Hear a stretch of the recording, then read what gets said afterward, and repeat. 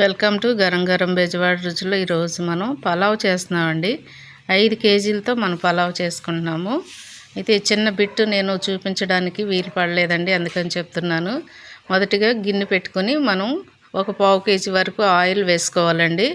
ఆ తర్వాత ఒక 100 గ్రాముల వరకు నెయ్యి వేసుకోవాలి, గీ వేసుకోవాలి. ఆ రెండు కూడా కాగిన తర్వాత మనము బిర్యానీ దినుసులు వేసుకోవాలండి. తర్వాత మనము ఉల్లిపాయలు 1 కేజీ వరకు ముక్కలు సన్నగా కట్ చేసి పెట్టుకున్న ముక్కలు వేయాలి. ఆ ముక్కలు బాగా దోరగా వేగిన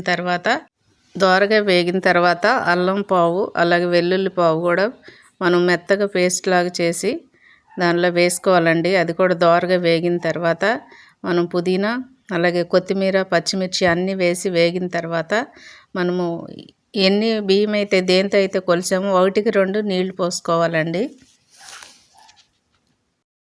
కేజీకి 1 స్పూన్ లెక్కన మనం 5 స్పూన్లు బిర్యానీ మసాలా వేయాలండి. ఆ తర్వాత మనము దానిలోనే కొంచెం తగినంత సాల్ట్ వేసుకోవాలి.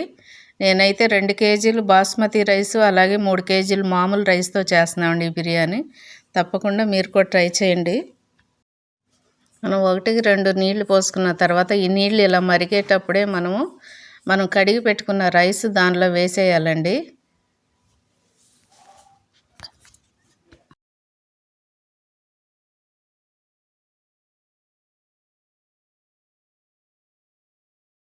రైస్ వేసిన తర్వాత కొంచెం గరిటె తీసుకొని స్లోగా కలపండి, లేకపోతే రైస్ విరిగిపోతాయండి. ఇప్పుడు నెయ్యిలో వేయించిన జీడిపప్పు కూడా మీరు వేసుకోండి, చాలా టేస్టీగా ఉంటుంది ఈ పలావ్.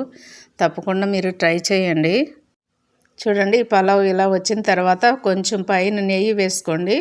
నెయ్యి వేసుకొని కొంచెం కొత్తిమీర పుదీనా వేసుకొని మూత పెట్టేసేయండి. చాలా చక్కగా మగ్గిపోతుంది, అలాగే చాలా టేస్టీగా కూడా ఉంటుందండి. ఎంతో టేస్టీగా ఉండే పలావ్ రెడీ అయిపోయిందండి.